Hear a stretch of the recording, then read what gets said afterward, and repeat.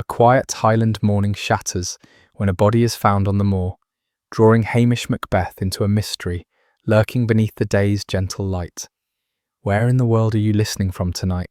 Your comments make this cozy corner feel even warmer, and don't forget to subscribe so you never miss the next mystery. The thin Highland mist lay across Lochdubh like a tired old shawl, tugged here and there by the faintest breeze. Hamish Macbeth walked the loch road, with Lugs trotting beside him, the dog's paws making soft, damp sounds on the verge. It was early enough that the village still felt half asleep, its chimneys giving off the last curls of yesterday's peat smoke. Hamish liked the quiet parts of the morning. They suited him, allowed his mind to tick along without interruption. The air was cold enough to sting his nose, and he wondered why he'd forgotten to mend the tear in his coat sleeve again. Lugs paused to sniff at a tuft of grass still beaded with last night's drizzle. Near Patel's shop, something pulled Hamish out of his usual morning drift. Mrs. Catriona Fraser's bicycle leaned against the wall, its front wheel turned at an odd angle. She was usually done with her egg deliveries by now, her basket empty as she pedalled past the kirk. Hamish frowned and shifted his weight. Something about the bicycle's angle made him uneasy. Lugs gave a low whuff, ears pricking in the same direction Hamish was staring. The shop windows glowed faintly with the yellow of early lights. Hamish stepped inside. Patel was stocking newspapers, his glasses sliding down his nose. When he saw Hamish, he nodded, but didn't bother with cheer. "Morning, Constable. You're up and about early." "Aye," Hamish said, rubbing the back of his neck. "Mrs. Fraser leave her bicycle with you?" Patel's brows shot up. "Her? Not today. She usually takes her paper about half an hour ago. Hasn't been in. Funny that." Hamish lifted the newspaper stack idly, then set it down again. "Aye," he murmured. Lugs, outside the door, whined once. The sound was soft, but it tugged at Hamish's attention. He opened the door and looked down the loch road. Mist clung thickest there, swallowing the curve. He felt the faintest tug of worry.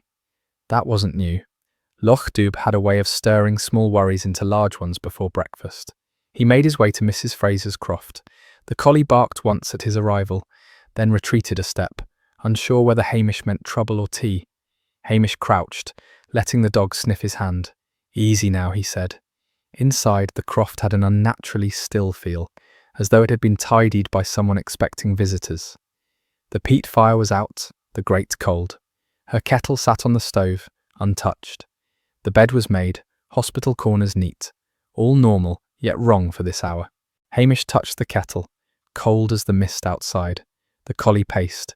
Hamish watched it circle the door 3 times before sitting with a sharp, impatient whine. "Aye," Hamish said softly. "I don't like it either."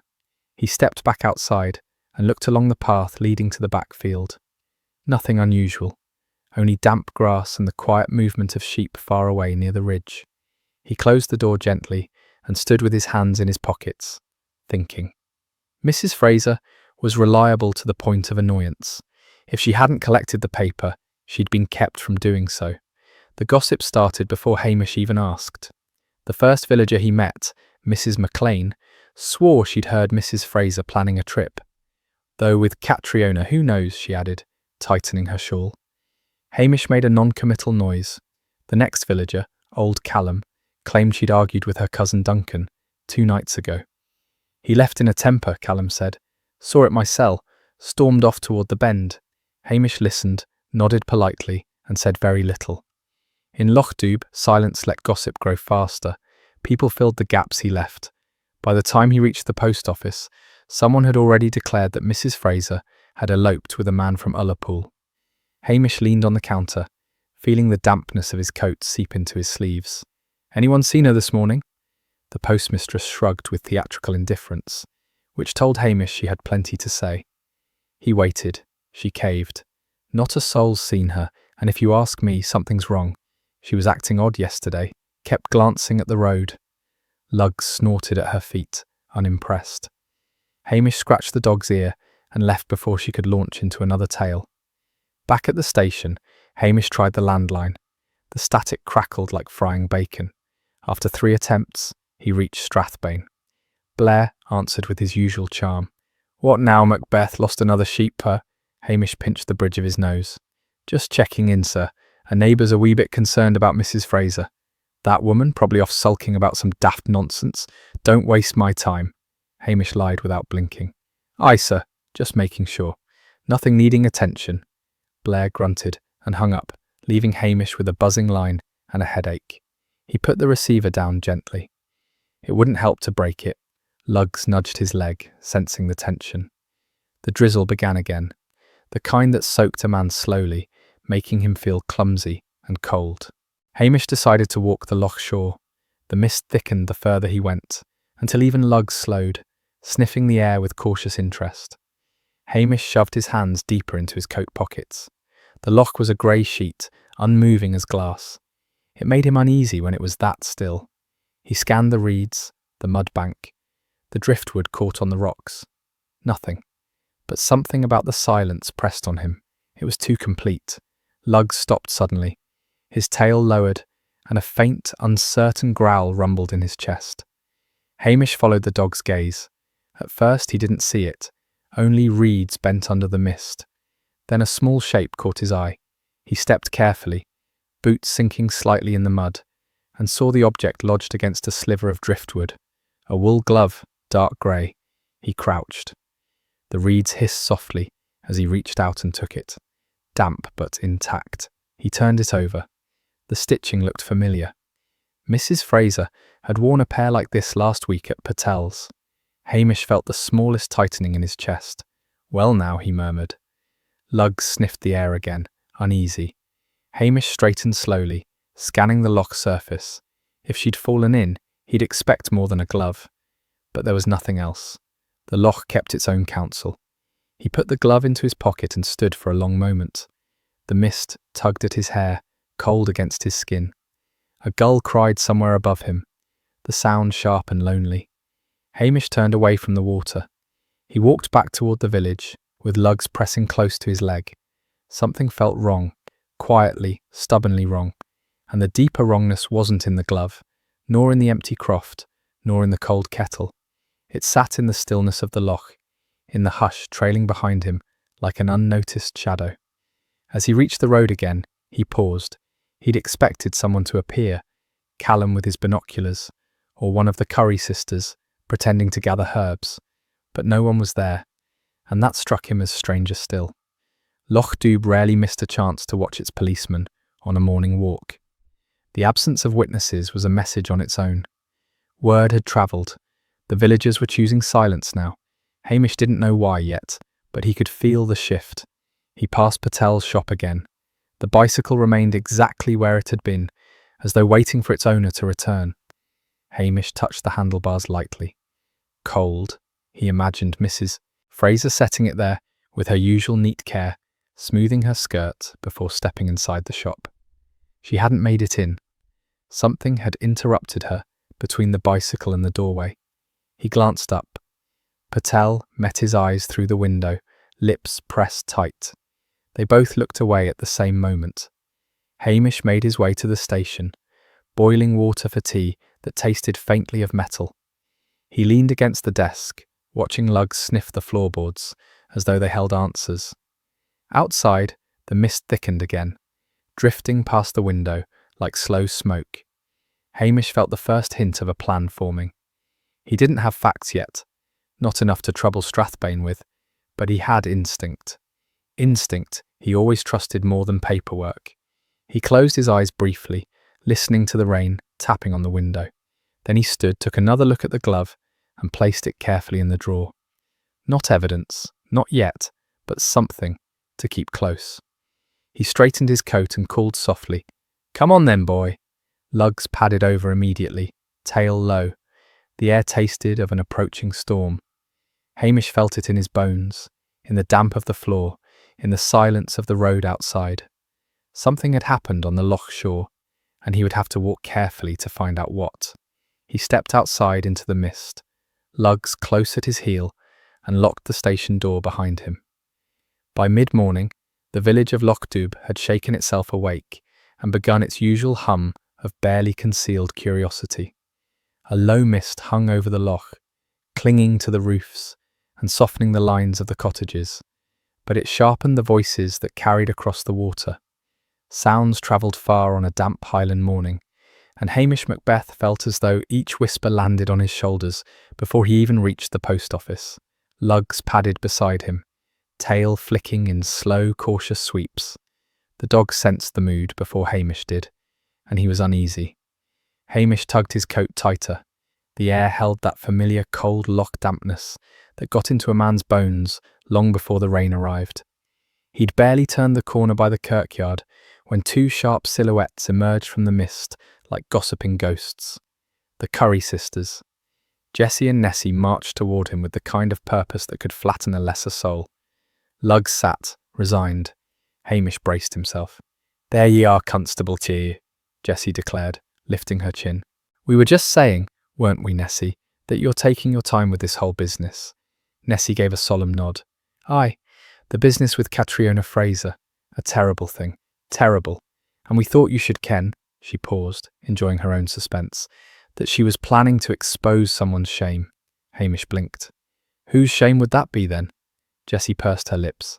"We canny say, not proper to repeat it." "But ye just did," Lugs seemed to express with a soft snort. Hamish almost said it aloud. Nessie leaned in conspiratorially, breath scented with peppermint. "We heard she had a letter, and it upset her so much she barely touched her scone at the kirk tea." Jessie folded her arms. "And if that's not important, we don't know what is." Hamish thanked them with a polite nod that suggested absolutely nothing, which irritated them in equal measure. As they marched off, still muttering, Lugs rose and gave Hamish a look of long-suffering understanding. "Aye, they mean well," Hamish murmured, though he wasn't entirely convinced. He continued toward the post office. The mist swirled around his boots, lifting in thin curls, as if whispering its own rumours. Outside the post office, the minister emerged, coat dusted with peat ash and the faint scent of incense clinging to him. Reverend McPhee adjusted his scarf, his eyes full of the gentle concern that never quite hid his love of village drama. "Hamish," he said softly, "I was sorry to hear of Mrs. Fraser's disappearance. She seemed troubled on Sunday. Lost in thought, you might say." Hamish tilted his head. "You noticed something specific?" McPhee hesitated. Ministers were used to holding people's secrets, not releasing them. More her manner than her words. She lingered after the service, looking out toward the loch. "I asked if she needed anything, but she said no. A polite sort of no. The kind that means yes." Hamish gave him a faint smile. "Aye, she was a proud woman." "That she was," McPhee sighed. "If you need anything from the kirk, you've only to ask." Inside the post office, Mrs. McLean busied herself, stacking envelopes, though she kept glancing at Hamish as though checking whether he'd come to interrogate her. She pretended not to notice him until he stood squarely at the counter. Then she startled dramatically. "Oh, Hamish, you gave me such a fright. I only opened the door." "Aye, well, it slammed," she insisted, though it hadn't. "You'll be wanting news, I suppose?" He didn't answer. Silence encouraged more honesty than questions. She wrung her hands. No one's seen her, not since yesterday morning. And Duncan passed through here with a face like thunder. He wouldn't say a word. Did he collect his post? No, just stared at the floor as though it had wronged him. Hamish thanked her and stepped back outside, Lugs following with ears low. The village pressed in with its noise now. Doors opening, kettles whistling, distant clucks from a hen that never laid at the right time. Lochdubh's rhythms always continued, even in worry, especially in worry. Patel's shop offered no escape from gossip either. A pair of tourists, clad in bright waterproofs, more suited to city rain than Highland mist, were huddled by the sweet jars. "Is it true?" one whispered. "Is someone missing? We heard from the lady at the hotel." Patel slammed a crate down harder than necessary. "You heard wrong. People hear one word and make it 12. He looked at Hamish with weary irritation. "I suppose they'll be wanting a search party next. As if we don't have deliveries delayed already." Hamish offered a mild shrug. "Folk worry. It's natural." Patel snorted. "Natural, yes. Helpful? No." Still his eyes flicked toward Hamish with unspoken concern. Patel liked Mrs. Fraser. Everyone knew that. Hamish bought nothing. He wasn't hungry. The glove in his pocket weighed on him more heavily than any oatcake. He stepped outside, felt the seabirds circle above, and let the cold touch the back of his neck. The mist had thickened again, turning the village into a collection of shapes and half sounds. Lugs pressed close, reacting to every shadow. As Hamish passed the lane toward the schoolhouse, he saw Ellen Grant for the first time that day. The young tenant was attempting to sweep her front step, despite the drizzle, making the effort pointless. She froze at the sight of Hamish. Her shoulders tightened, broom held like a fragile shield. "Morning," Hamish said gently. She nodded without meeting his eyes. "Morning. You heard about Mrs. Fraser?" Her knuckles whitened on the broom handle. "Aye." There was something in the way she said it, soft but raw, fear mixed with guilt, though Hamish couldn't yet tell whose. She stepped aside as though expecting him to demand entry. Hamish didn't. He simply let his gaze drift across the neat little garden Mrs. Fraser kept, now damp and bedraggled. "If you think of anything she might have said or done recently, I'll let you know," Ellen said quickly. Too quickly. Lugs let out the faintest growl. Hamish's voice stayed calm. "No rush. Folk remember things in their own time." She nodded again, eyes too bright for comfort. Hamish left her to her sweeping, knowing the broom wasn't clearing anything except nerves. By noon, the rain had settled into a steady fall, turning the roads slick and the air heavy. Hamish made his way back to the station, boots leaving dark prints on the stone steps. The station felt cold despite the small heater, so he filled the kettle and waited for it to boil. Lugs shook himself, spraying droplets across the floorboards, then settled with a sigh. Hamish placed the damp glove on the desk. Even now, hours after he'd found it, the sight unsettled him. Mrs. Fraser had been careful. She picked things up, she didn't drop them. If she'd lost her glove, something else had taken her attention, something strong enough to unsettle a practiced crofter. He sat with his tea, letting the warmth seep into his hands. His thoughts remained quiet, short, steady. Something about the glove's position by the loch was wrong. Too far from the walking path, too close to the reeds. He pictured her standing there, looking out across the water, waiting for someone, or meeting someone. The landline shrieked, crackling with static. Hamish winced, picked up the receiver. "Macbeth, finally, Tug!" Blair's voice sounded like a bull trying to bully a wasp. "I'm coming tomorrow, first thing. If you've made a mess of this—" "There's no mess, sir," Hamish said calmly. "Just keeping an eye on things." "I'll be the judge of that." The line went dead, leaving silence buzzing in its place. Hamish stared at the receiver a moment before setting it down with exaggerated care. Lugs huffed. Hamish agreed with the sentiment. Evening crept in with a deeper drizzle, turning everything silver and blurred. Hamish walked the loch path with Lugs, coat collecting droplets, until it felt 10 pounds heavier. The reeds rustled softly as the wind moved through them. The air tasted metallic, like the world held its breath. "Folk hide more in their silences than their words," Hamish muttered. Lugs snorted approvingly. Hamish stopped at the loch's edge, gazing out at the shifting mist. Somewhere beneath the surface of gossip and routine, something was stirring. Mrs. Fraser hadn't wandered off. Someone in Lochdubh knew more than they were saying. And tomorrow, with Blair arriving, the whole village would shut their doors tighter than a church purse. Hamish stared into the darkening water, feeling the first faint pull of the truth.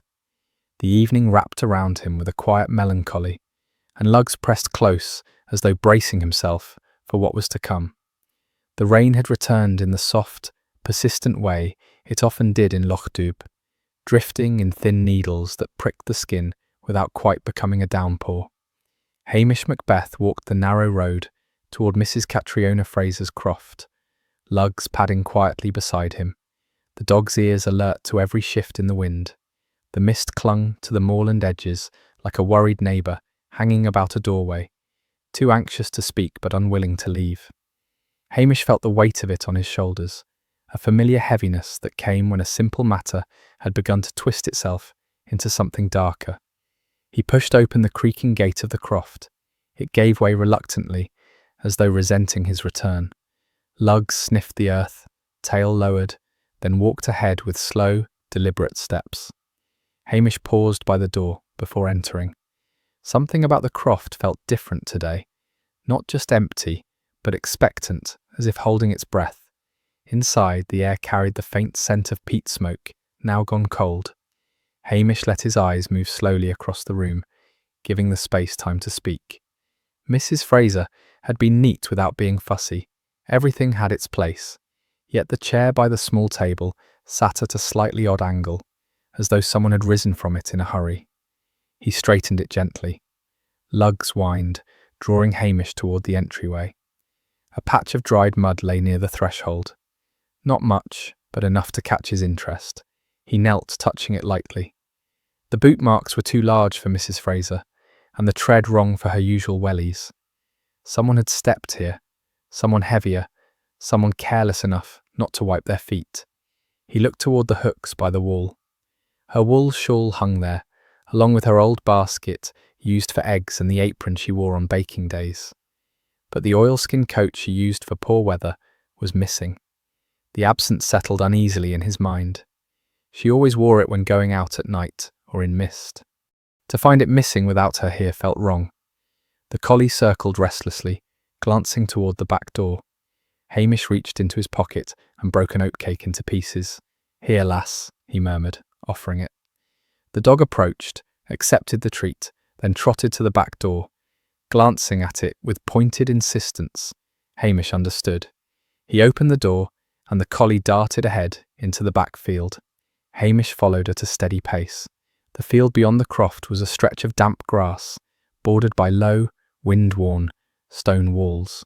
Sheep dotted the far side, moving with the slow certainty of creatures unaffected by human troubles. But near the middle of the field, the collie stood by a patch of grass that looked slightly flattened. Hamish crouched.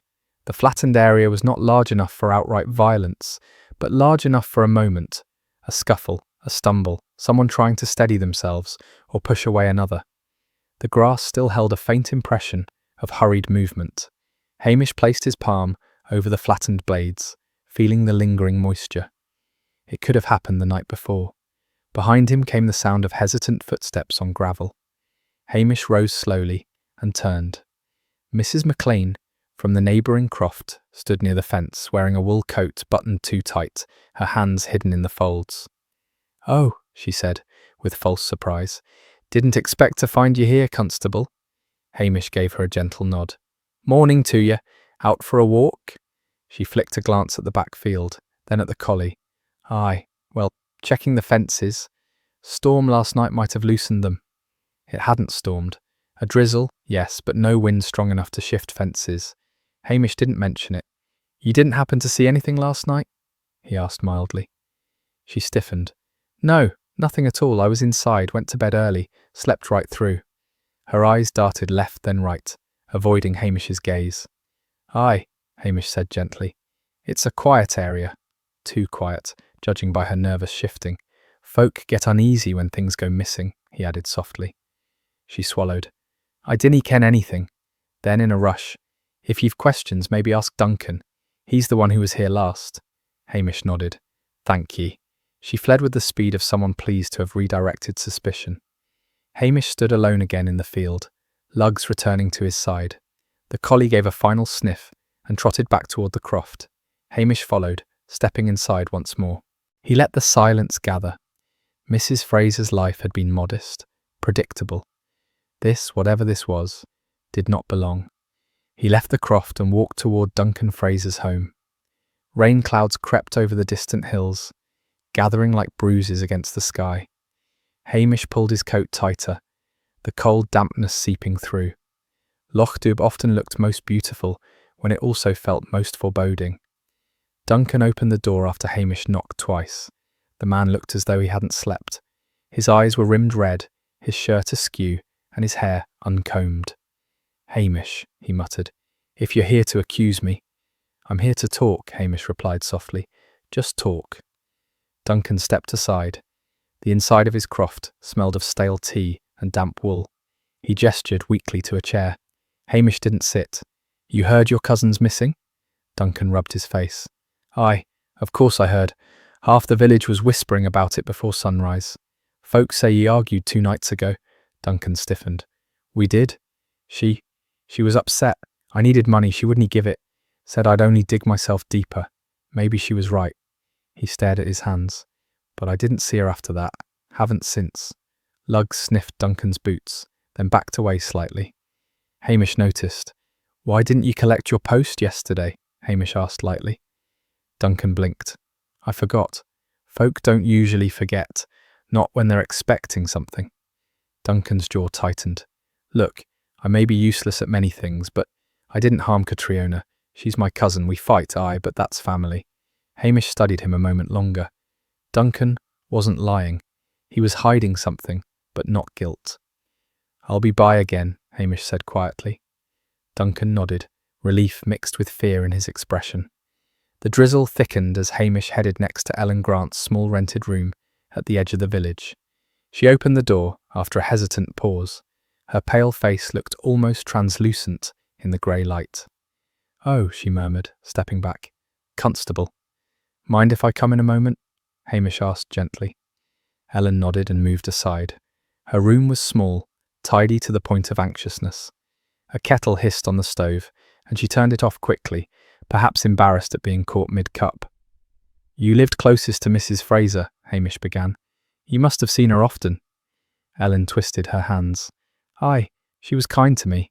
Hamish kept his voice low. Folks say she was planning a trip. Ellen's eyes darted up. Did they? I might have said something like that. She mentioned needing air, that's all. But she didn't say where she'd go. No, Ellen whispered. She kept things to herself. Hamish watched her closely. She was frightened, but not of him. He sensed the quiet panic of someone living under a shadow no one else saw.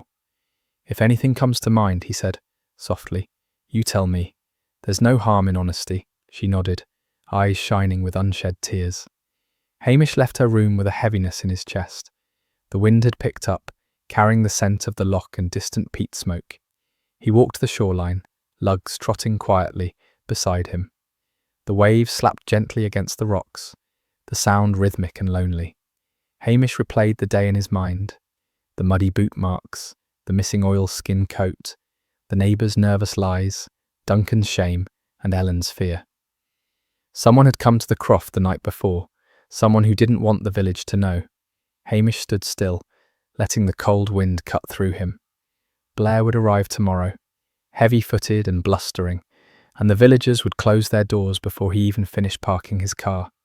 If the truth was to be uncovered, Hamish needed to think, to walk, to listen. Quiet work, the kind he did best, Lugs pressed against his leg, warm and solid in the gathering chill.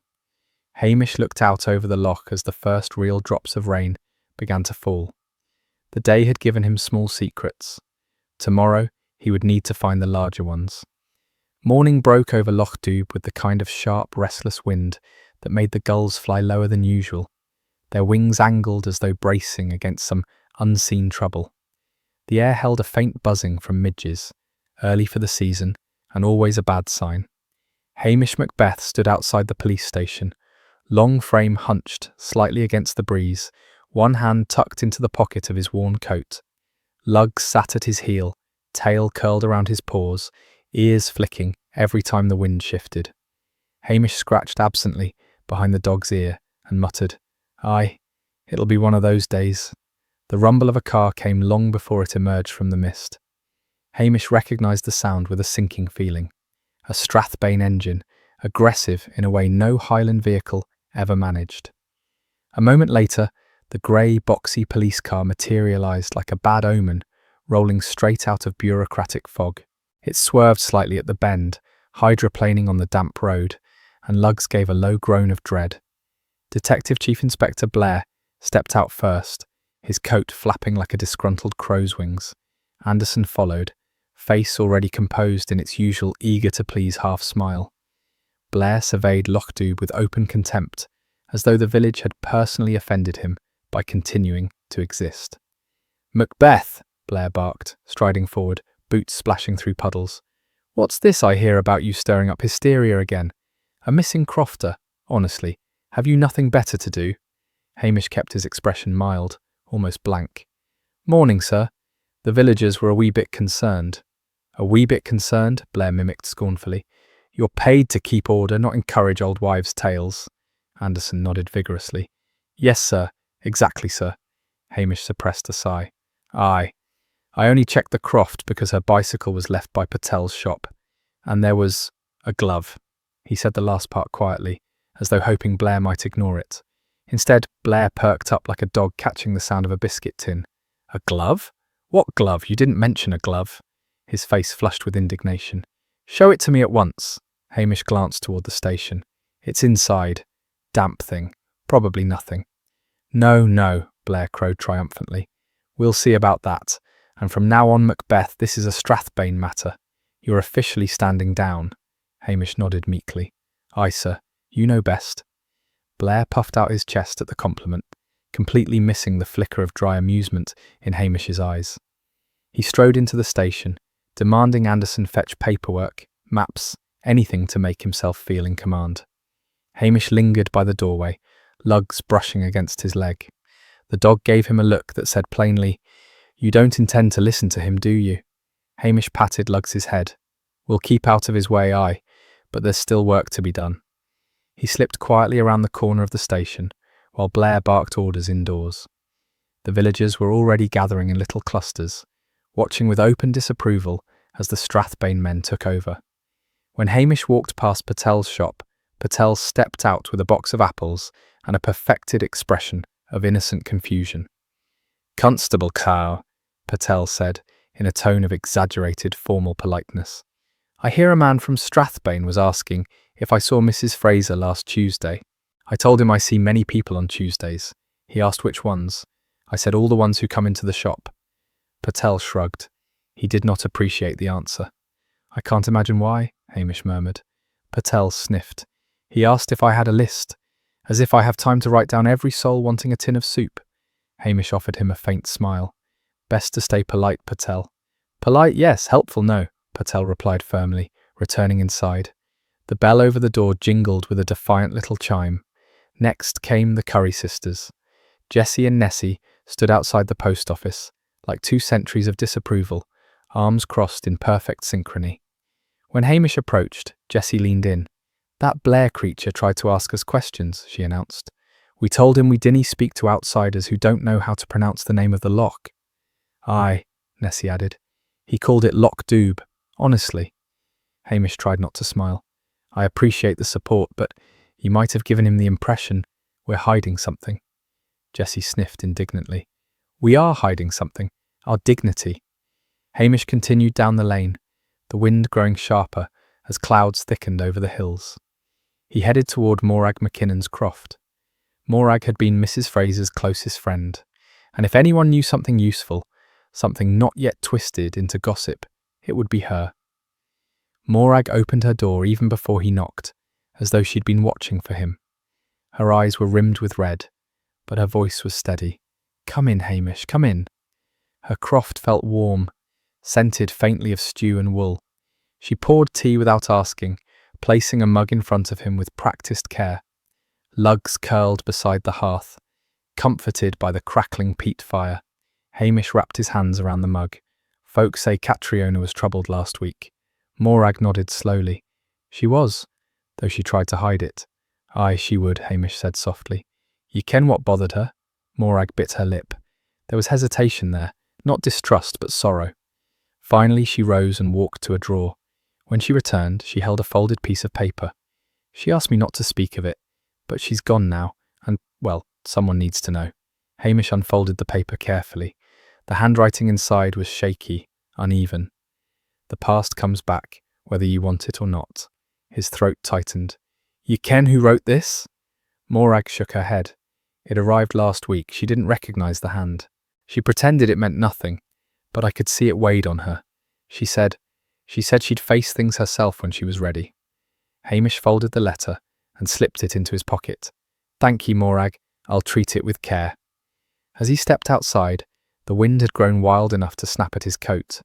Lugs barked once, glancing toward the path leading to the loch. Something in the dog's posture made Hamish shiver. Back to the reeds again, lad, he murmured.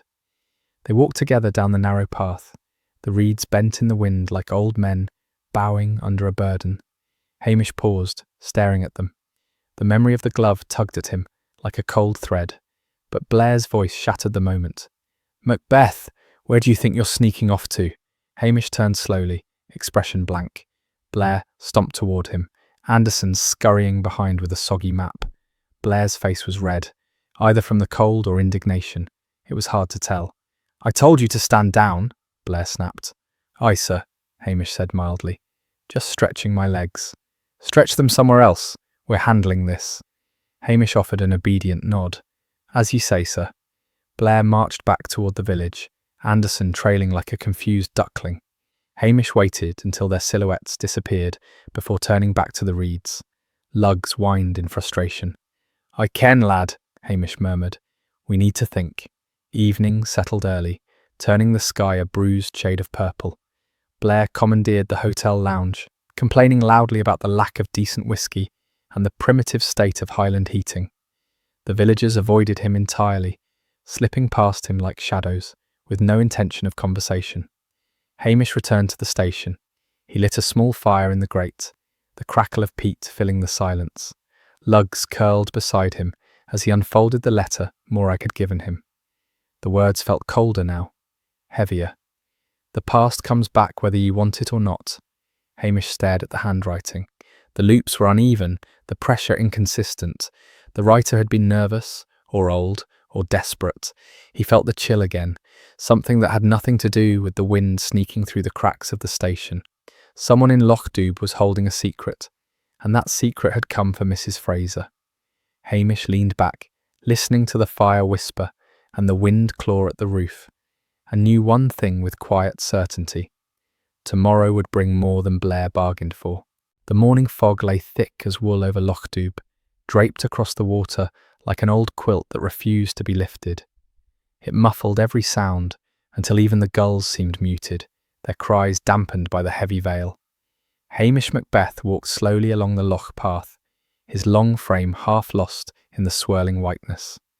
Lugs trotted ahead at first, nose down, tail swaying like a cautious metronome. But then, halfway along the bend, the dog froze and let out a low, tremulous whine. Hamish stopped. "What is it, lad?" he murmured, though the unease settling into his chest told him he already knew. Lugs whined again, sharper this time, and tugged at his lead toward the reeds. The dog's paws splashed into the shallows, sending trembling ripples outward. Hamish tightened his coat around himself and followed. The reeds were dark silhouettes against the mist, rustling faintly as if whispering secrets. Hamish pushed through them, the cold water seeping into his boots. He grimaced at the shock. "Och, that's all I needed this morning," he muttered, though the words sounded weak even to his own ears. Lugs tugged harder, whining with urgency. Then Hamish saw it. The pale shape lay half hidden among the reeds, the water lapping gently at its edges. For a moment the fog blurred the outline, making it seem unreal, like a trick of the morning light. But as he stepped closer, boots sinking into sucking mud, the truth settled with cold finality in his stomach.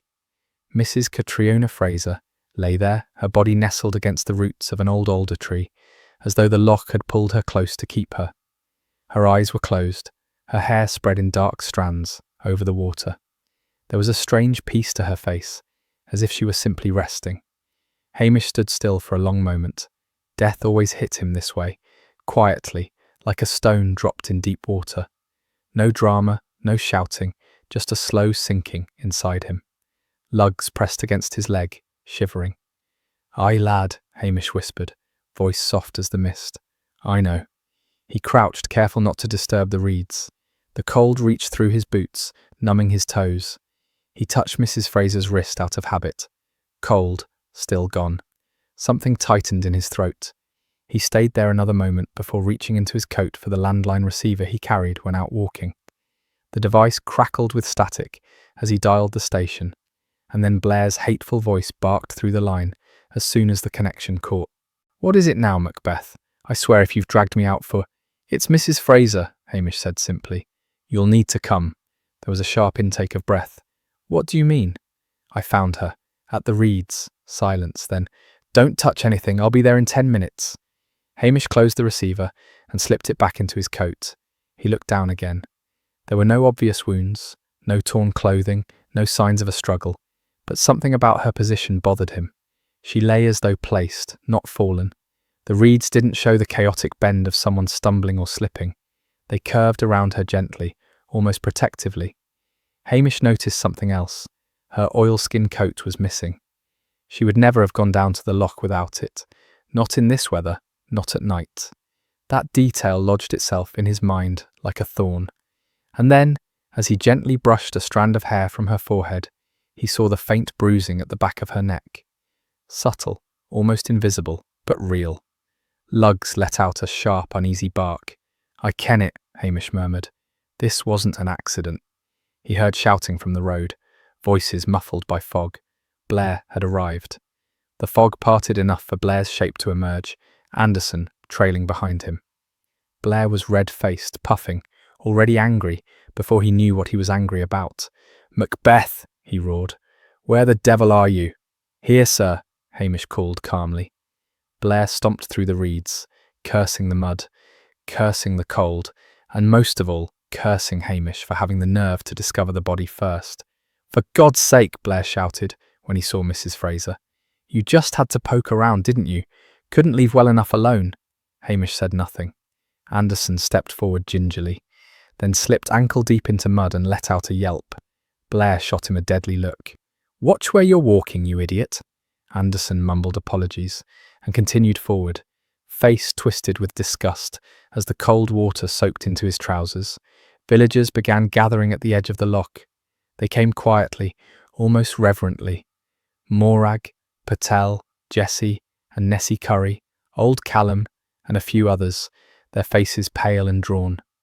Morag lifted a trembling hand to her mouth. "Oh, Catriona," she whispered. The minister closed his eyes and murmured something soft under his breath, perhaps a prayer, or perhaps only a plea for the world to be kinder for a moment. Blair stepped back, rubbing his hands together, as though warming himself with irritation. "Well, there's no sign of foul play. She must have slipped. These old folk wander where they shouldn't." A ripple of outrage moved through the villagers.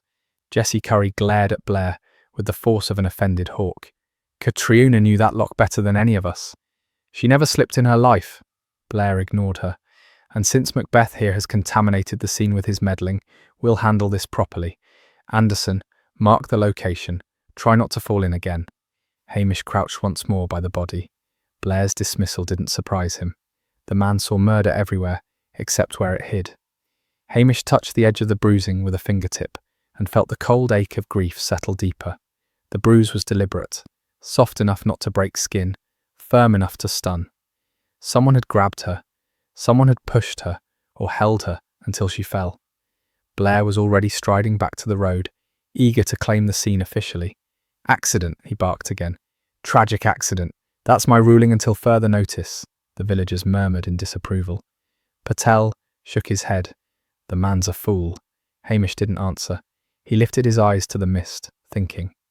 Mrs. Fraser would never have come to the loch alone. Someone walked with her. Someone she trusted enough to follow into the fog. Someone who didn't stay with her. Lugs nudged Hamish's hand, then leaned heavily against him, as though trying to anchor him to the ground. Hamish rubbed the dog's ears, grateful for the warmth.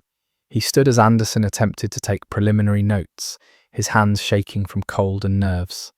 Blair ordered him to hurry, then ordered him to slow down, then berated him for the mud on his trousers. The usual chaos of Strathbane competence. The villagers began drifting away, their sorrow quiet and heavy.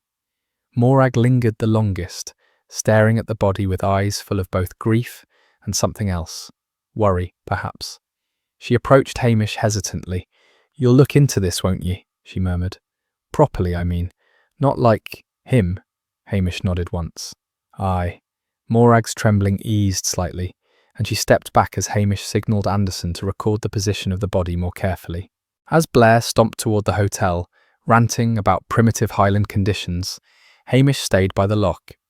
The fog thickened again, curling around him like a cold hand. Lugs pressed closer, shivering slightly. The bruise on Mrs. Fraser's neck stayed fixed in Hamish's mind. She had not wandered. She had not slipped. She had not died alone. Hamish looked across the water, its surface muted under the fog, but still carrying a faint, ghostly reflection of the morning light. Someone had walked into the mist with her, and someone had walked out alone. The loch held its secrets close, but Hamish Macbeth would not let them stay buried.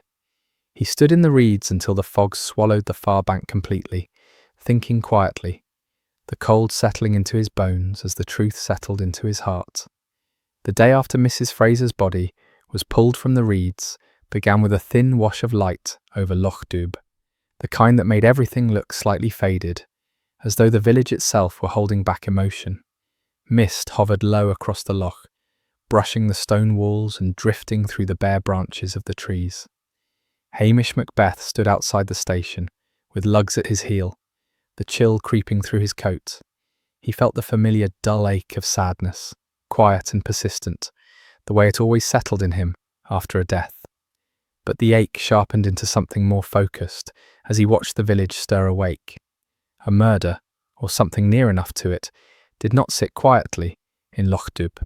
It cast shadows, and those shadows began to reveal themselves if one only watched carefully. Hamish walked toward the main road, Lugs trotting beside him, the dog occasionally sniffing the damp earth with a wary tilt of his ears. The villagers moved about their chores, but every glance toward Hamish held a question behind it. Some held fear, others defensiveness, and a few, shame.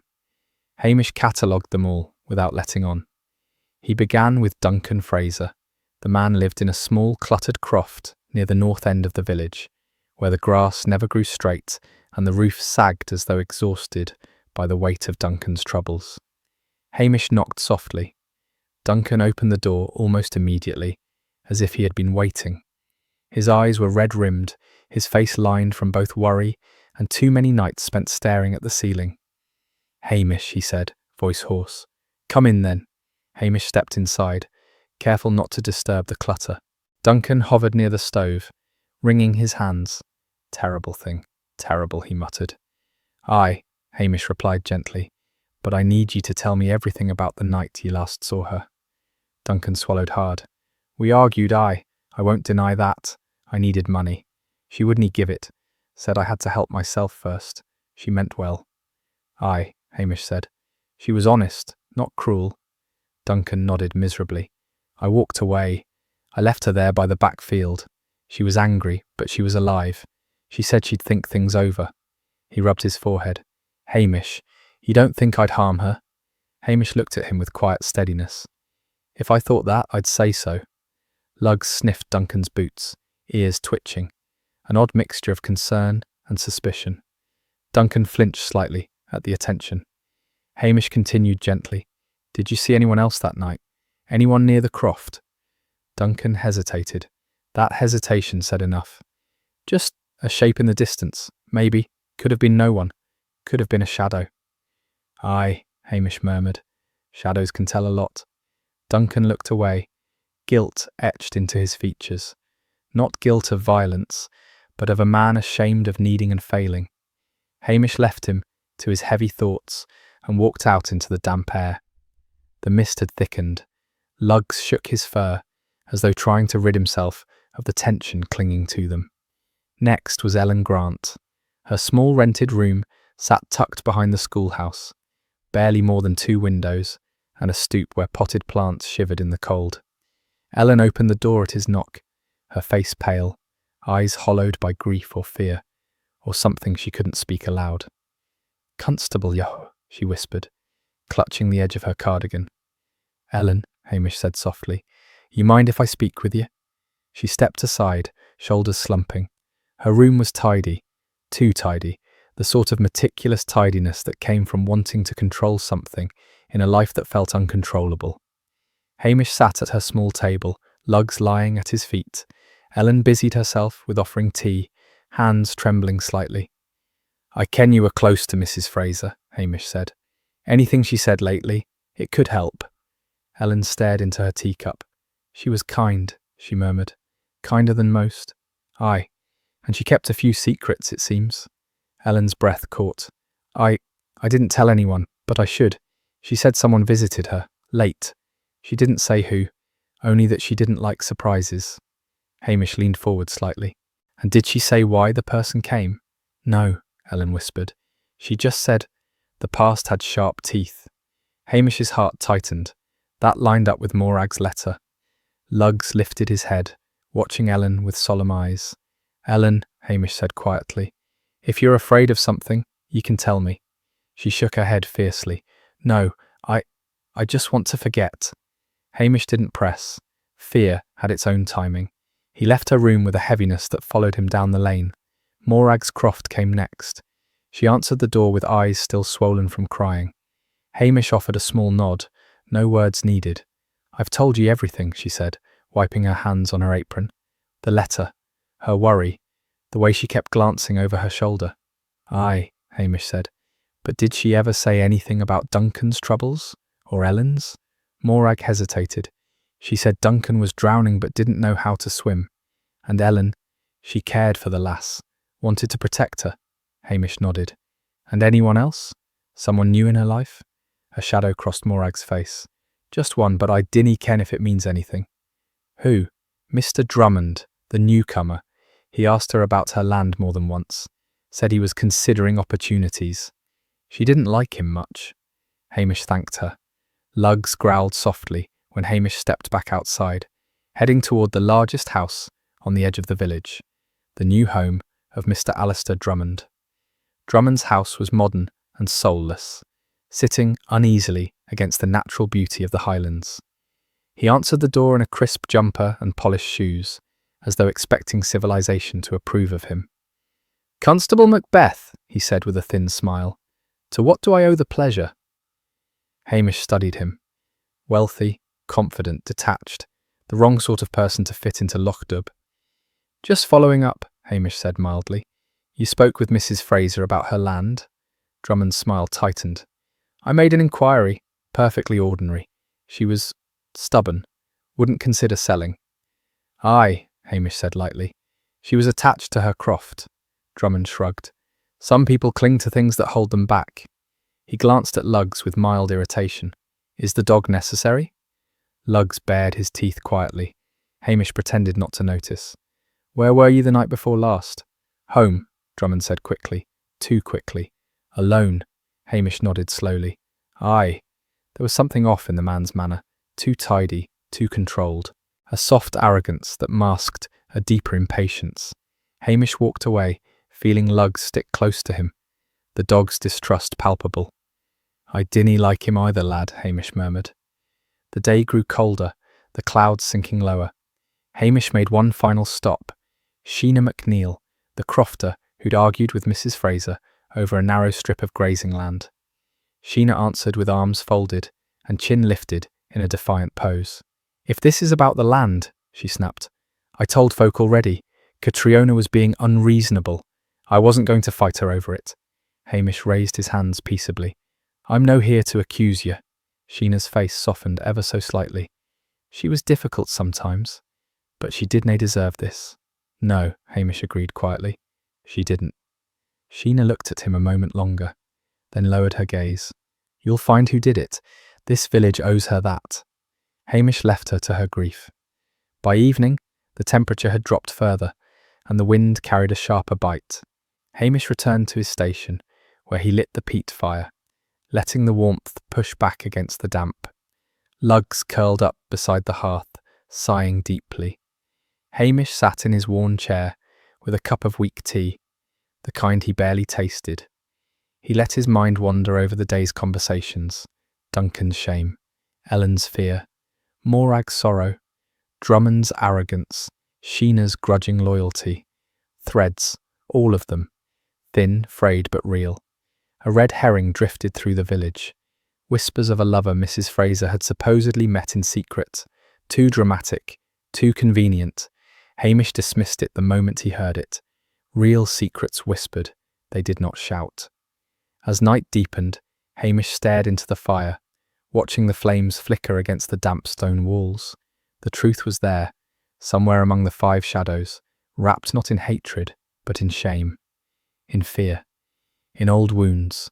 Lugs lifted his head, ears twitching at some distant sound.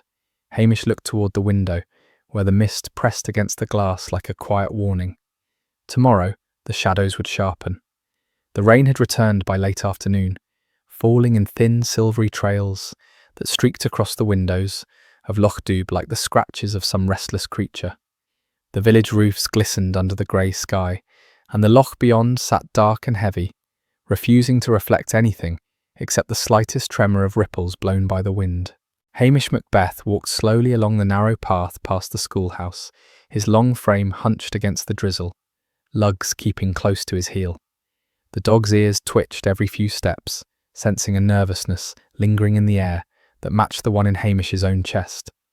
He'd spoken to many that day, too many perhaps, and yet the pieces still lay scattered like leaves in a storm. Duncan's shame, Drummond's arrogance, Sheena's bitterness, Morag's heartbreak, all useful, all telling in their own way, and yet none of them curled around the truth quite so tightly as Ellen Grant. Ellen, who trembled when spoken to, Ellen, who avoided eye contact, Ellen, who looked as though she expected the world to strike her at any moment. As Hamish approached her small rented room tucked behind the schoolhouse, he felt Lugs's hesitation. The dog slowed, giving a soft whine, before nudging Hamish's leg gently, as if asking whether his master was ready for what lay inside. "Aye, lad," Hamish murmured softly. "We'll talk to her again, quietly this time." He knocked. The sound, though light, seemed to echo in the stillness. Ellen opened the door a moment later, her fingers curled around the handle, so tightly the knuckles were white. Her face was pale, framed by hair pulled back too tightly behind her ears, and her eyes carried that same wary gleam he'd seen before. "Oh, Hamish," she whispered, her voice a thin thread. "I wasn't expecting— well, come in if you like." Her words wavered between welcome and fear. Hamish stepped inside, careful to move slowly so she didn't flinch.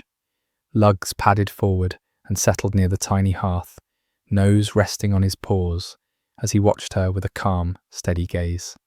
Rain tapped the window softly, steady and patient. Ellen moved to the small stove, automatically reaching for the kettle, out of habit or nerves. Her hands shook as she filled it. Hamish noticed, but said nothing. She poured water into 2 mismatched mugs and set them on the narrow table. Hamish sat, long legs folding awkwardly under the small piece of furniture. Ellen remained standing for a few breaths before lowering herself into the chair opposite him, her posture stiff. "You've had a hard few days," Hamish said gently. Ellen swallowed. "Everyone has." He waited. Silence was his best tool, and villagers always filled it, eventually. Ellen's fingers trembled as they wrapped around her mug. She stared at the steam curling into the air, as though trying to disappear into it. "I didn't harm her," Ellen whispered suddenly, the words breaking like a snapped thread. "You must believe that." "Aye," Hamish said quietly. "I know."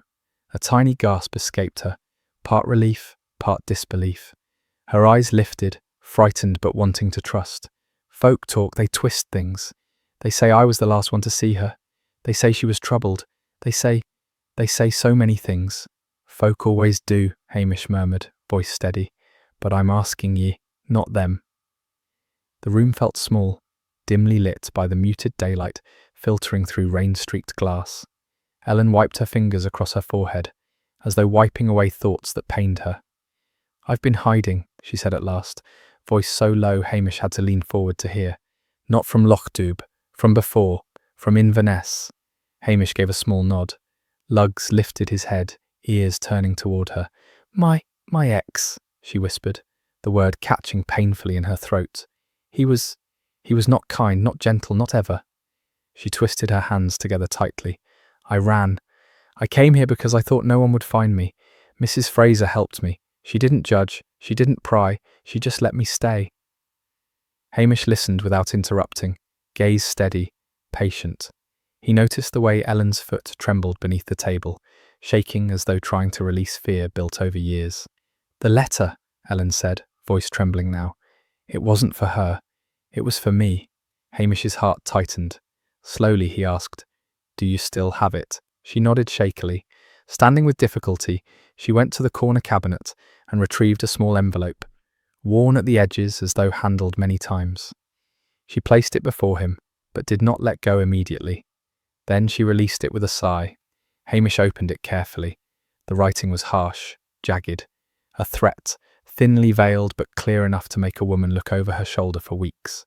He folded it again and placed it gently on the table. "When did this arrive, Tas?" he asked softly. 3 nights before she went missing," Ellen said. "Mrs. Fraser saw me crying after reading it. She insisted I stay inside the next night. She said she'd watch, that she wouldn't let anything happen to me." Her voice cracked. "And now she's gone." Hamish felt a coldness settle in him that had nothing to do with the rain outside. He reached across the table, carefully resting a hand near hers, not touching, but close enough to steady the air between them. "You didn't bring this trouble," Hamish said quietly. "Folk who harm others choose to. It's not your doing." Lugs lifted himself slowly and padded toward Ellen. He nudged her knee with his nose, resting there gently. Ellen let out a small sob and stroked his head, tears spilling silently. When she had calmed, Hamish said, "Ellen, there's something else you haven't told me." She froze. Hamish kept his tone soft. "You mentioned someone came to the croft, someone she met the night she vanished." Ellen nodded faintly. "Tell me," Hamish coaxed. Her voice dropped to a fragile whisper. "I heard footsteps. Late. I looked out the window. Mrs. Fraser was outside near the gate. She wasn't wearing her coat, just her cardigan. She was speaking with someone." Hamish's pulse quickened. "Who?" Ellen shook her head helplessly. "I couldn't see his face, but he was tall and wearing a dark coat." Hamish's mind ticked quietly. Duncan, Drummond, or someone else entirely. The village had no shortage of tall men, but the coat, dark, long, not common among crofters, nagged at him. "And she went with him?" he asked. Ellen closed her eyes. Yes, she followed him into the dark. Hamish felt a cold thread of certainty coil around his thoughts. Mrs. Fraser had not gone to the loch alone. She had followed someone she trusted, someone who needed her to step outside quietly, someone who knew she helped people, someone who understood the soft strength behind her kindness, and someone who feared being exposed. Hamish rose gently from his chair. "Thank you, Ellen. You've helped more than you can." The wind had sharpened overnight, slicing across Lochdubh with the sting of winter's first whisper. Hamish Macbeth woke earlier than usual, the cold pressing through the thin blankets like an unwelcome visitor. Lugs, curled tightly at the foot of the bed, lifted his head with a soft grumble, clearly unimpressed by the chill. Hamish sat up, rubbed his face, and muttered, "Snow'll be here soon, lad. The air's too honest this morning." The kettle on the stove took its time boiling. The station always felt colder than any croft in the village, less lived in, less cared for, more resigned to bureaucracy than to comfort.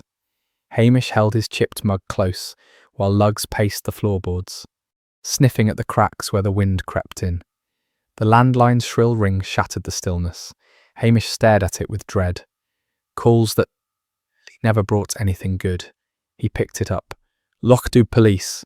"Macbeth!" Daviot's voice snapped through crackling static. "Report to Strathbane immediately." Hamish winced.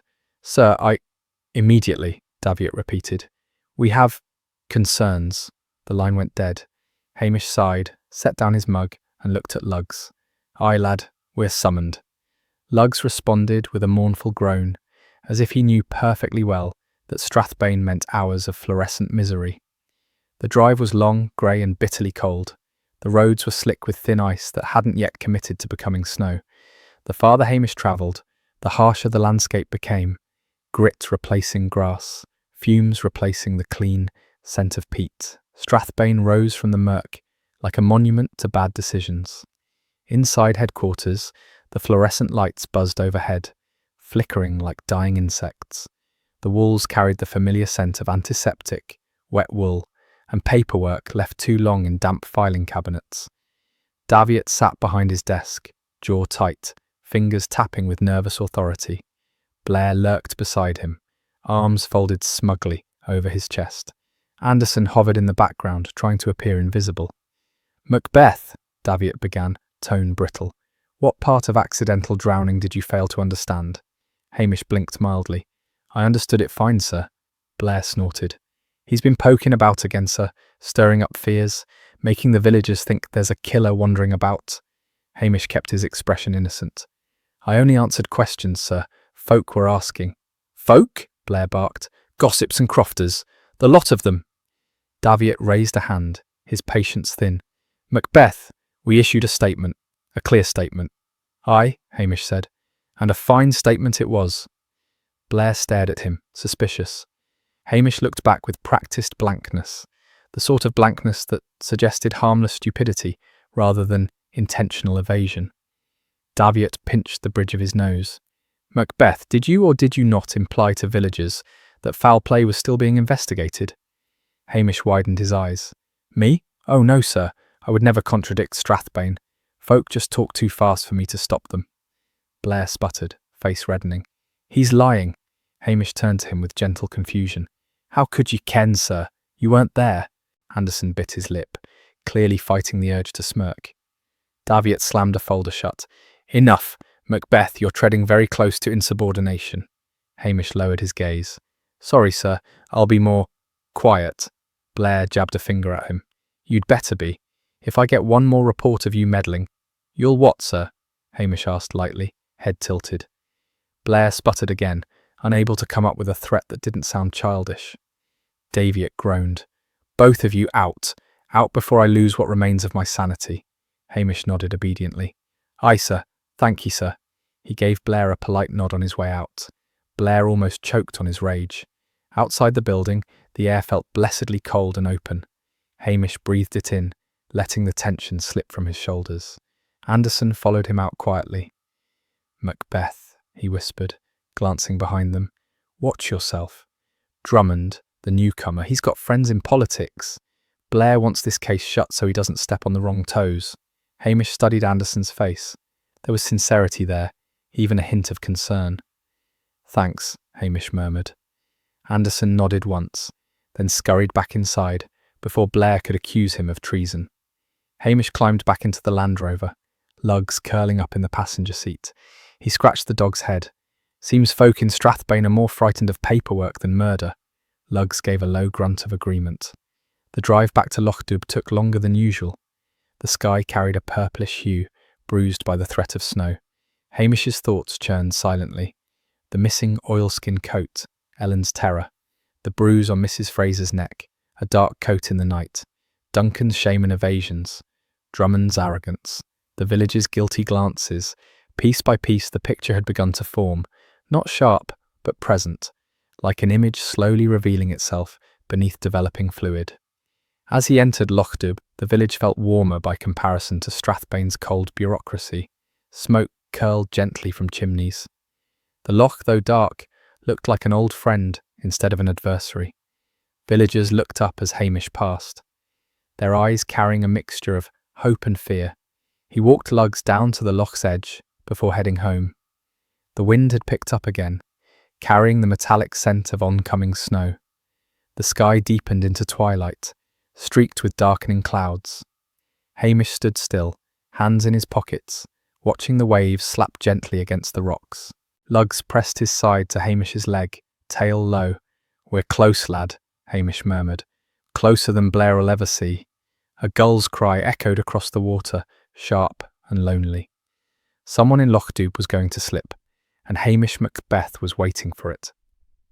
Snow arrived in the night, not in a bold Highland storm, but in a quiet drift, as though the sky had grown weary of holding its breath. By dawn, the village lay beneath a thin white sheet, softening the harsh edges of stone walls and croft roofs. Hamish Macbeth walked slowly along the narrow back path behind Mrs. Fraser's croft, his boots crunching gently. Lugs kept close beside him, the dog lifting each paw with exaggerated care, as if offended by the cold. Hamish pulled his collar tighter. The air felt sharper today, tinged with something brittle. Snow had a way of making secrets stand out. Every footprint, every disturbance, every carelessly broken twig. He paused at the crooked gate leading to the backfield. The last time he'd walked here, the grass had been damp with frost, not snow. Now the white coating disguised much, but not everything. And something nudged at Hamish's intuition. that quiet inner voice that rarely spoke wrong. Lugs whined softly, glancing toward the far side of the field. "Aye, lad," Hamish murmured. "We'll have another look." Mrs. Fraser's croft sat behind them, still and silent. The collie that belonged to her cousin had been taken away yesterday, leaving the place unbearably empty. The windows looked like sorrowful eyes. Hamish walked slowly along the edge of the field, brushing snow aside with the toe of his boot. Lugs sniffed the ground, tail stiff. There were no fresh tracks, only old disturbances beneath the snow, uneven impressions in the frozen earth. Something caught Lugs's attention. He halted, nose buried under a clump of bracken, his tail lowered, a soft growl forming in his throat. Hamish knelt beside him, brushing away the snow. Beneath it, tangled in dead bracken, was a shape the size of folded clothing. Hamish lifted it carefully. It was the oilskin coat. Mrs. Fraser's oilskin coat. The one she should have worn that night. The one missing from her croft. The one Hamish knew she never left behind. The fabric was stiff with cold, smelling faintly of peat smoke and the dampness of loch air. Snowflakes clung to its surface like tiny accusations. Hamish's stomach tightened. Someone had hidden this. He turned the coat over slowly, his breath misting in the air. One pocket sagged just slightly, weighted by something inside. Hamish reached in and pulled out a torn scrap of paper, the edges jagged as if ripped in haste. He straightened it carefully, smoothing it with gloved fingers. The handwriting struck him immediately. Large, uneven, familiar. Duncan Fraser. Hamish read the few visible words. "Catriona, please. I would never ask if I'm drowning. Just a wee bit to help. Not a threat, a plea. A man ashamed, not angry." Hamish felt a heaviness settle over him. The kind that came when truth pushed away fear, but replaced it with sorrow. Lugs whined again, nudging Hamish's elbow, as if urging him to understand what the clue truly meant. Hamish rose slowly, coat in one hand, letter fragment in the other. Snow continued falling softly, landing on his hair and melting instantly. "Aye," he murmured. "We'll speak to Duncan." He walked back toward the village, the wind nipping at his cheeks. Smoke curled from a few chimneys now, the scent of peat mingling with cold air. A couple of villagers glanced at him through frosted windows, whispers forming already. Lochdubh never stayed quiet where mystery lived. Duncan's croft sat hunched on the hillside like a worried old man. Hamish knocked gently. The door opened almost at once. Duncan looked terrible, eyes swollen, cheeks blotchy, the kind of wreckage that comes from sleepless nights tangled with guilt. "I knew you'd come," Duncan whispered. Hamish stepped inside. The room smelled faintly of onions, damp wool, and sorrow. "I found this," Hamish said softly, holding out the oilskin. Duncan's breath hitched. "Her coat, she never went anywhere without it." "I ken." Hamish placed the torn letter fragment on the table. Duncan stared at it for a long time before sinking into a chair, hands covering his face. "I wrote it," he croaked. "I asked her for money. I was ashamed, I shouldn't have, but she was family. She always helped before." "Did she help this time?" Hamish asked quietly. Duncan shook his head. "No, she said she couldn't, not anymore. Said it was time I stood on my own feet." He looked up, eyes shining with remorse. "We argued, aye, but I didn't lay a finger on her. I swear it, Hamish. I walked away, cried like a bairn at the field's edge. Then I left." Hamish studied him. Duncan's shame spread around him like a raw wound, but shame was not murder. "Did you see anyone else?" Hamish asked softly. "Anyone near her after you left?" Duncan hesitated. His voice dropped to a whisper. "Aye, I did." Hamish leaned in. "I saw someone walking toward her, a tall man, wearing a dark coat." Hamish's breath stilled. "Who?" he whispered. Duncan swallowed. "Mr. Drummond." Hamish felt the final pieces settle, cold and heavy. The name hung in the air like a breath caught between truth and dread. Outside, the snow brushed softly against the window, whispering across the glass like a reminder that silence could hide as much as it protected. Hamish kept his voice steady. "You're certain it was Drummond?" Duncan nodded, face pale. Tall, broad-shouldered, dark coat. He walked with purpose, like he expected her to be there. Hamish felt the familiar tightening low in his chest, intuition settling into certainty. Lugs shifted beside him, ears pricking sharply, sensing the change in Hamish's mood. "Why didn't you tell me sooner?" Hamish asked gently. Duncan rubbed his forehead, shame returning in heavy waves. "Because I thought, if folk knew I asked her for money again, they'd think I'd done worse, and Drummond, he's got a way of looking at you, makes you feel like dirt under his boots." Hamish nodded. He understood too well. Drummond had that cold, polished confidence of a man used to getting his way, one who mistook charm for power and silence for submission. "You did the right thing now," Hamish said softly, "and the coat confirms it."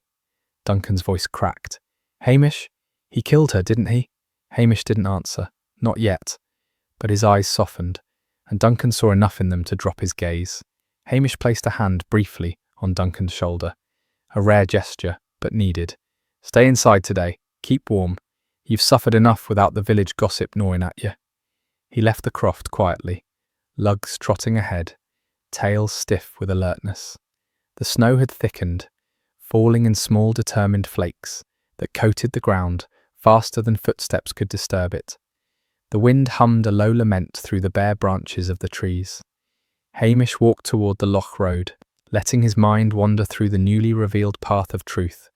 Drummond had motive, land, pride, the desire to expand his holdings at any cost. And something about the man's rehearsed politeness had always grated at Hamish. Too smooth, too quick, too hollow behind the eyes. They had no proof yet, but proof in Lochdubh wasn't always found in fingerprints. It lived in whispers, glances, and choices made in dark moments. As Hamish crossed the footbridge, Mrs. Carmichael waved him down from her front step, bundled in a thick shawl. "Constable, is it true they're saying Duncan's the one?" Hamish shook his head. "Folks say too much," Mrs. Carmichael sniffed. "Aye, they do, and some of them say Drummond's awful quick to speak ill of Mrs. Fraser, for a man who barely knew her." Hamish paused. "Did he?" "Oh, aye," she said, eyes narrowing. "Yesterday at Patel's, he said she was stubborn to the very end." "Very end, Hamish. Who'd say such a thing unless they kent something?" Hamish thanked her, and continued on. The pieces clicked one after another, like stones dropping into water. At Patel's shop, he stepped in for a moment of warmth. Patel raised a brow at him. "You look like a man walking with ghosts." "I feel like one," Hamish admitted. Patel leaned closer. "Then here's another for your collection. Drummond was in earlier, bought whiskey, good whiskey, the sort you buy when you want to forget something or celebrate it." Hamish grunted, thanked him, and stepped back into the snow. He made his way to Drummond's house, a modern, sharp-edged eyesore perched at the edge of the village, like a wealthy man, sneering at humble surroundings. The snow on the front path was disturbed, fresh footprints leading from the road to the door. Hamish knocked. Drummond answered with the same crisp jumper and calculated expression, but there was a flicker of something beneath it, irritation or fear. "Constable Macbeth," he said. "Again?" Hamish gave a mild smile. "Aye, sorry to bother you. It's just a wee matter came up." Drummond's eyes narrowed. "Regarding?" Hamish opened his palm, revealing the torn fragment of Duncan's letter. "Recognise the handwriting?" Drummond frowned. "Should I?" Hamish watched him closely. "Folks say you spoke with Mrs. Fraser the night she vanished." Drummond stiffened. "Barely, but enough." "Folks say many things." Hamish nodded. "Aye, but Duncan says he saw you walk toward her after he left." Drummond swallowed. The movement was small, but betrayed him. "Duncan is a drunk and a fool." "He's neither today," Hamish said gently. Silence stretched between them. Snow drifted on the wind, settling on Hamish's coat. Drummond's mask slipped, just slightly. "She refused to sell, that's all." "Aye," Hamish murmured. "She did." The man's jaw tightened. "She was standing in the way, of progress, of opportunity." Hamish tilted his head. "And you thought persuading her in the dark was the way to change her mind?" Drummond bristled. "I spoke with her. She got frightened. She slipped." Hamish's gaze sharpened. "There's a bruise on the back of her neck." Drummond froze. "I didn't push her." "No," Hamish said softly. "Ye held her." The colour drained from Drummond's face. Hamish didn't shout. He didn't accuse in anger. He simply let the truth fall between them like snow. "You reached for her," Hamish continued quietly. tried to stop her walking away. You grabbed her too hard. She jerked back, lost her balance. The loch did the rest. Drummond's breath trembled. It was an accident. Aye, Hamish said. But you hid her coat. You hid the letter. You walked away. Drummond's lips parted as if to argue, but no words came. Only the hollow sound of guilt settling in an empty room. Hamish stepped back. I'll need you to come to the station. Drummond's voice broke. I didn't mean to. Hamish raised a hand. Meaning isn't the same as consequence. Lugs let out a low growl, soft but certain. Drummond's shoulders sagged. He followed Hamish without resistance, snow crunching beneath their boots. As they walked, the loch wind picked up, carrying with it the faint scent of peat smoke and something like sorrow. Mrs. Fraser's truth had surfaced at last, not through forensics, not through force, but through the quiet persistence that Lochdubh itself demanded. Secrets in the Highlands never stayed buried long. By the time they reached the station, snow was falling in thick, silent sheets. Hamish opened the door and motioned Drummond inside. Another shadow had stepped into the light, but the case was not over. Not yet. Something darker lingered at the edges, an echo of fear in Ellen's eyes, a whisper of footsteps in the night. Hamish felt it in his bones. Another truth waited. Snowmelt dripped from the eaves of the station like a slow metronome, each drop landing with a soft tap on the frozen slush below. Morning had crept into Lochdubh quietly. No bright sun, no cheerful start, just a pale wash of grey light that softened everything into a muted calm. Hamish Macbeth stepped outside, pulling his coat tight around his lanky frame as Lugs bounded ahead, stopping every few steps to sniff at patches of exposed earth. The air tasted clean in that way. It sometimes did after sorrow had settled over the village and then passed on. Hamish took a slow breath, letting the cold ease into him. His heart still felt weighted, as it always did after a case ended, not with triumph, but with the dull ache of understanding human frailty too well. Lugs paused at the corner of the path, nose twitching toward Mrs. Fraser's croft. Hamish followed his gaze.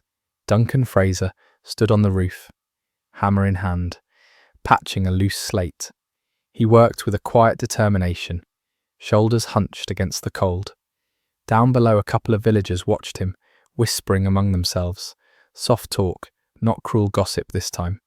Their faces carried something gentler, sympathy, maybe, regret, certainly. Hamish approached slowly. Duncan looked down. The hammer paused mid-air. "Morning, Hamish," he called weakly. Hamish raised a hand in greeting. "You're up early?" "Aye, well," Duncan sniffed, rubbing his sleeve across his nose. "Catriona always meant to fix this bit. Said it leaks something awful during storms. Figured I'd do it. Seems right." Hamish nodded. "It does," Duncan swallowed. "Folk brought soup this morning, and bread. Never thought they'd bother with me." "Lochdubh takes care of its own," Hamish said softly, "even when they're daft." Duncan gave a small, tremulous laugh. "Aye, I've been that." Hamish didn't deny it, but he let his eyes show kindness. Duncan bit his lip, nodding once more before returning to his work. Each hammer strike seemed steadier than the last. As Hamish walked on, Lugs gave a low woof, tail swaying. "Aye, lad," Hamish murmured. "Folk are trying at least." The village felt different that morning, softened at the edges. Grief still clung to doorways and windowsills, but it carried a sense of settling rather than sharpness. At Patel's shop, Mrs. Carmichael stood by the door, holding a tray of oatcakes wrapped in cloth. "It's for Ellen," she whispered to Hamish as he passed. "Poor lass has had enough fear." Hamish nodded. "She'll appreciate it."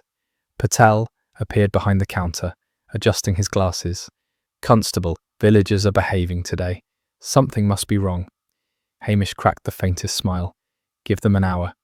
Patel huffed. "Optimist." Ellen's rented room sat tucked behind the schoolhouse, its small window framed by frost. Hamish knocked. Ellen opened the door hesitantly, but when she saw the tray in Mrs. Carmichael's hands, her eyes softened with surprise. "For me?" she whispered. Mrs. Carmichael placed it gently into her arms. "Eat something warm, dear, and rest." Ellen blinked back tears. "Thank ye." Hamish gave her a small nod. She managed a fragile smile, before closing the door again with a quiet gratitude that lingered like warmth in the cold air. The minister passed Hamish on the path next, scarf tucked up to his ears. "Morning, Hamish." "Aye." He walked beside Hamish for a few steps. "I spoke with the villagers, reminded them that forgiveness is a long road, but most roads here lead home." Hamish tilted his head. "Folk listened?" "Some did," the minister said, with a weary smile. "Some pretended to." "That's Lochdubh for you," Hamish murmured. They parted ways near the church hall, its windows glowing faintly with early activity. Hamish returned to the station, feeling the quiet settle deeper into the village. The warmth of his peat fire greeted him as he stepped inside. He shrugged off his coat, hanging it over the back of a chair, before settling into his armchair with a sigh.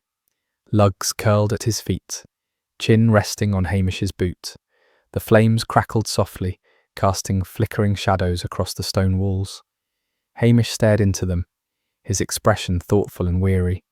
He poured himself a cup of weak tea, steam rising in a thin ribbon. Cases like this always weighed heavier than deliberate murder. A cruel mind was easier to understand, but accidents born from fear, arrogance, or panic, those lingered. They reminded him how easily a single foolish moment could tip into tragedy. He sipped his tea. It tasted faintly metallic, the way it always did when the kettle had boiled too long. He didn't mind. It grounded him. Through the frosted window, he could see the loch, pale, quiet, its surface carrying the faintest mist rising like a sigh. Mrs. Fraser had walked that shoreline many times, steady-footed even in storms. The thought of her slipping into the water, frightened, alone, tightened something in Hamish's chest. Lugs nudged his hand gently. Hamish looked down. "Aye, lad," he said, softly. "I'm just thinking." Lugs pressed closer. Hamish managed a small smile. "Still here with me, eh? Och, you're a good dog." The fire popped, sending a spark dancing briefly before fading. Hamish leaned back, letting the warmth seep into him, while outside, the Highland morning glowed pale and melancholy. Another day had begun, quiet, honest, and haunted by memories, but full of life moving forward.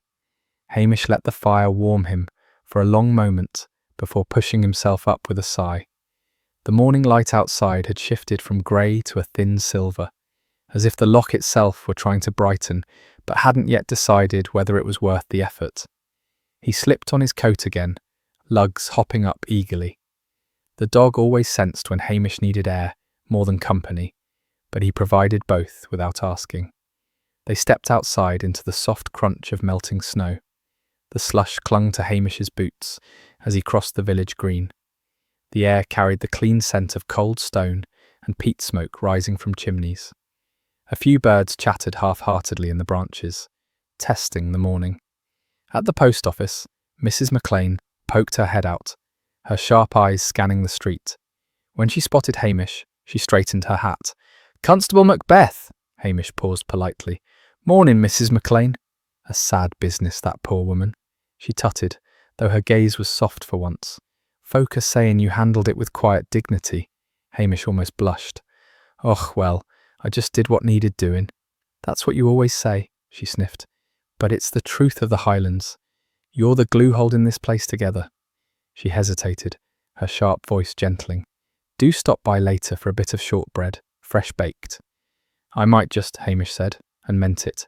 He walked on, Lugs trotting beside him, tail giving slow, thoughtful wags. The underlying hush of the village felt like a cooling bruise, pain still present, but healing. Near the hotel, Hamish spotted Blair, emerging in a foul mood, coat buttoned wrong, scarf twisted. Anderson followed behind, carrying a stack of boxes with a defeated air. Blair saw Hamish and scowled deeply, colour rising in his cheeks. "So there ye are," Blair snapped. "Think yourself clever, do ye? The villagers hardly said a word to me all morning. Damned insolent lot." Hamish feigned mild confusion. "Och, maybe they're just shy, sir." "Shy?" Blair barked. "They all but pretended I was invisible. Even that Patel fellow pointed at the wrong shelf when I asked a question. I'll have his licence examined." Hamish tilted his head, innocently. "Perhaps you asked him too fast? He gets flustered." Blair sputtered, then glared at Anderson, as though hoping the man might share the outrage. Anderson only shrugged, trying not to drop the boxes. Well, Blair muttered, stamping snow off his shoes. Daviot's signed all the reports. Accident. Case closed. And don't go stirring anything else, Macbeth. I'll hear of it. Hamish only nodded. The papers might call it an accident, but he knew the truth. Aye, sir, Hamish said meekly, the same meekness that always set Blair's teeth on edge. Blair stormed off toward the car, complaining loudly about the cold, the villagers, the food, Anderson, and the entire Highlands in general. Hamish watched him go, feeling a faint amusement soften the morning. Come on, lad, he murmured to Lugs. Let's leave them to their misery. They walked toward the loch, where the mist had thickened into delicate strands that drifted over the water like pale fingers. The shoreline was quiet. No police tape, no harsh footprints, just the gentle lap of waves and the distant creak of a jetty shifting under the cold. Hamish slowed, staring across the surface. The loch reflected a washed-out sky, the colour of old pewter. Somewhere beneath that surface lay the last traces of a woman who had lived a quiet, honest life. It pained him more than he admitted. He crouched beside the reeds. Lugs followed, nosing at the damp ground, ears lowering. Aye, Hamish whispered. I know. They stayed there a moment, sharing the silence. When Hamish finally rose, he walked the narrow path along the water toward the croft. Duncan was still on the roof, though now he paused, letting the hammer rest on his knee as he watched Hamish approach. You all right up there? Hamish called. Aye, Duncan answered hoarsely. Just finishing what should have been done ages ago. Hamish nodded. She'd appreciate it. Duncan looked away quickly, but Hamish saw the sheen in his eyes. I'll not waste what she tried to teach me, Duncan murmured, voice cracking. That folk can be better if they try. Aye, Hamish said softly. We can. He left Duncan to his work, walking up toward the road as a few more villagers appeared with food baskets, offering quiet nods. They didn't need to say the words aloud. Their presence was enough. Back at the station, Hamish lit the fire again, the warmth spreading through the small room like an old friend. He shed his coat, settling into his chair, with a weariness that wasn't unpleasant, only honest. Lugs curled at his feet once more, letting out a contented sigh. Hamish stared at the drifting snow outside. The worst had passed. The quiet after a case always felt strange, like a still loch after a storm, unsure whether it should stay calm or brace for the next ripple. He poured another cup of tea, the weak brew familiar and comforting. Another day, lad, he murmured, stroking Lugs's head. Always another day. The dog thumped his tail once in agreement. Hamish leaned back, letting the glow of the peat fire meet the pale light outside. Lochdubh was bruised, but healing. Folk hurt each other sometimes, but they also mended. They buried anger under snow and dug up kindness when it mattered. Outside, mist rolled gently over the loch, rising like a quiet breath. A Highland morning, soft, melancholy and truthful, was settling into itself, and Hamish Macbeth, in all his lonely gentleness, felt its companionship settle over him like a worn, dependable blanket.